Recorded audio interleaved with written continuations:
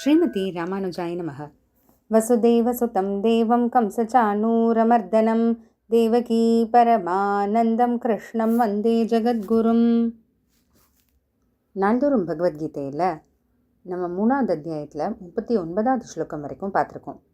அதாவது இது வரைக்கும் காமம், அதாவது ஆசை, பேராசை எப்படி நம்மளுடைய ஆத்மாவுடைய ஞானத்தை மறைக்குது, அதை மூடப்படுது, அதனால நமக்கு எப்படி நம்ம செயல்படுறோன்றதெல்லாம் நம்ம பார்த்துட்டு வந்தோம். இப்போது அடுத்த 40வது ஸ்லோகம் மூலமாக பகவான் என்ன சொல்ல வர்றாருனா, காமம் நம்ம அறிவை மூடுது, நம்ம ஞானத்தை மூடுது அப்படின்னு பார்க்குறோம் இல்லையா. எப்படி அது செயல்படுது?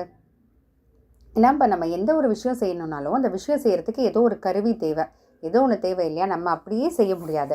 அதே போல் காமம் இந்த மாதிரி செயல்படுது, அறிவை மூடுது, ஞானத்தை மூடுதுன்னா அதுக்கு கருவி என்னவா இருக்குது, எதை அது தூண்ட செய்யுது இந்த மாதிரி அப்படின்றது தான் 40வது ஸ்லோகம் மூலமாக பார்க்க போகிறோம்.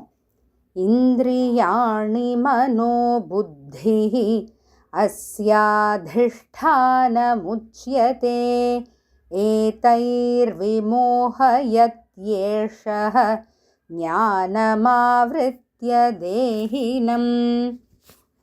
தேஹினம் இந்த தேகத்தை இருக்கக்கூடிய ஜீவாத்மா, அதாவது இந்த உடம்புக்குள்ளே இருக்கக்கூடிய அந்த ஆத்மானது ஞானமாவிருத்திய, அதனோட ஞானம் மறைக்கப்படுது, இந்த அறிவானது மறைக்கப்படுது. எதனால் அப்படின்னா இந்த காமத்தினால.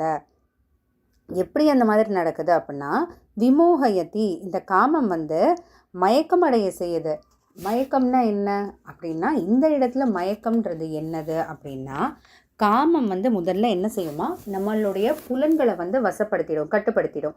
நம்ம புலன்கள்ன்றது கண்ணு, அதாவது நம்ம கண்ணு இதை பார்க்கணும் அப்படின்னு நம்ம ஆசைப்படுறோம் இல்லையா, இதை சாப்பிடணும், இதை செய்யணும் அப்படின்னு நம்ம ஆசைப்படுறோம் இல்லையா. ஸோ அப்போ அது என்ன செய்யுது, நம்ம புலன்களை முதல்ல கட்டுப்படுத்திடுது, அதனோட வசத்துக்குள்ளே கொண்டு வந்துடுது.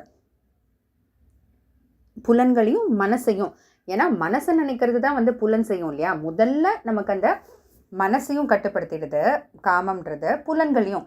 ஏன்னா மனசை கட்டுப்படுத்தும் போது இது செய்யணும், அது பார்க்கணும், இது பேசணும் அப்படின்ட்டு அந்த ஆசை வருது. அந்த ஆசை எப்படி ஒரு செயலாக மாறுது அப்படின்னா, நம்ம புலன்கள் மூலமாக கண்ணால் பார்க்கணும் அப்படின்ட்டு. அப்போ மனசு புலன்கள் ரெண்டத்தையும் தன்னுடைய வசத்துக்குள்ளே கொண்டு வந்துடுது காமம்.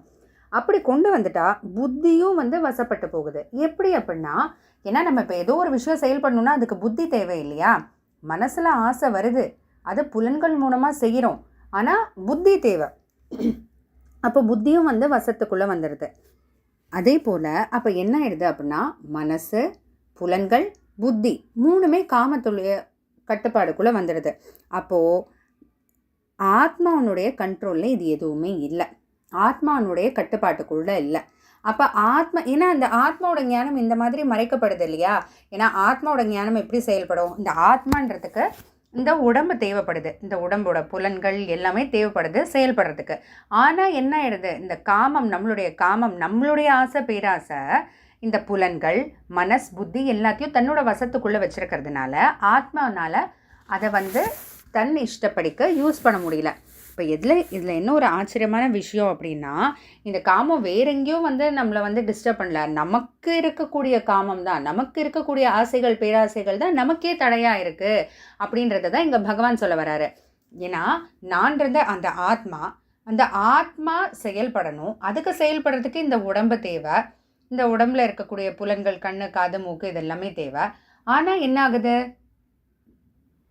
இந்த மனசாக இருக்கட்டும், புலன்களாக இருக்கட்டும், புத்தியாக இருக்கட்டும், எல்லாமே துரதிருஷ்டவசமாக காமத்தினுடைய வசத்துக்குள்ளே வந்துடுது.